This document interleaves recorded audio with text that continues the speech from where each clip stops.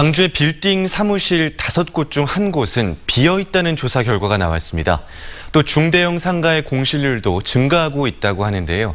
정진석 경제평론가와 좀 더 자세히 살펴보겠습니다. 안녕하십니까? 네, 안녕하세요. 네, 광주 지역 오피스 공실률이 이번 조사에서 어떻게 나타난 겁니까? 네, 이번에 한국감정원이 지난달 24일 날 지금 발표했죠. 네. 2019년 2분기 상업용 부동산 임대 동향조사 결과에 따르면 전국 오피스 공실률은 평균적으로 12.0%, 중대형 상가가 11.5%, 뭐 소형 상가가 5.5%로 조사가 됐는데 네. 저희 지역 같은 경우는 전분기 대비 그러니까 1사분기 대비 1.7포인트 상승 19.6%입니다. 그러니까 울산에 의해서 전국 7개 특광형 시 중에서 두 번째로 높았는데요. 네. 뭐 여러 가지 이유가 있을 것 같습니다. 기본적으로 이제 광주 지역 내 경기 침체도 영향도 있을 것이고 국내 경기 침체 영향도 있고 하는데 기본적으로 오피스라는 것은 통상적으로 10인 이상의 인원을 가진 기업들이 신규로 사업을 확장할 때라든지 좀 이럴 때 좀 많이 찾는 게 오피스인데요. 거의 전무했다고 보면은 맞으실 것 같고요. 또 네. 기본적으로 오피스가 기존에 공급돼 있던 공급돼 있던 양이 네. 수요보다 너무 과하다. 네.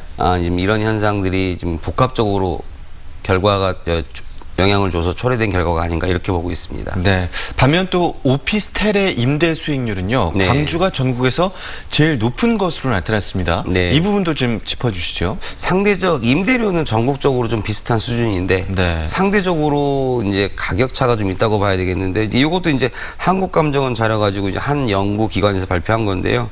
전국 오피스텔 수익률이 5.36%인데 광주는 8.38%.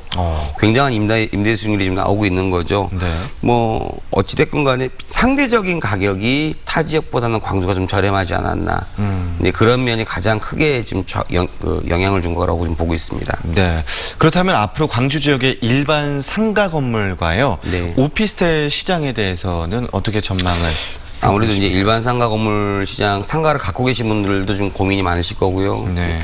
또 추가 금리 인하가 얘기가 나오고 있는 상황이라서 앞으로도 상가 쪽으로 투자하실 분들도 굉장히 고민이 많으실 건데요. 네. 일단은 주의를 좀 큰 상가들, 중대형 상가들은 좀 주의를 요하고 있고요. 네. 소규모 단지 내 상가들은 수익률이 좀 적더라도 꾸준하게 인기를 보일 걸로 보고 있습니다. 근데 오피스텔 같은 경우도 앞으로 1, 2인 가구가 지속적으로 좀 증가하고 있는 상황이고요. 네. 아파트라는 이제 지금 점점 아파트가 비싸지고 있지 않습니까? 네, 이제 네. 대체 주거지라는 성격을 확실하게 지금 갖고 있는 것으로 이제 자리 잡았기 때문에 네. 오피스텔 역시 1, 2인 가구가 몰리는 지역과 공급이 부족한 지역으로 꾸준하게 지금 앞으로 인기가 있을 거라고 지금 보고 있습니다. 네, 오피스텔 시장은 꾸준히 인기를 얻을 것인데 중대형 상가 건물 같은 경우에는 좀 이제 공실이 나지 않게 관리를 잘해야 된다. 네네. 어떤 업종을 갖고 있는 임차인이 있는 경우에만 좀 상대적으로 좀 안정성을 좀 담보할 수 있다라고 지금 말씀드릴 수가 있을 것 같습니다. 네, 그렇군요.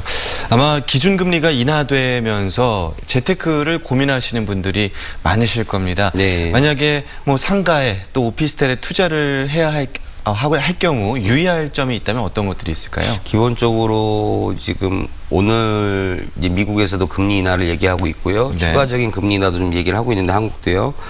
일단은 먼저 상가나 오피스텔이나 임대 수익률에 굉장히 민감한 수익형 부동산이기 때문에요. 좀 이제 기대 수익률을 좀 낮춰잡았으면 좋겠다.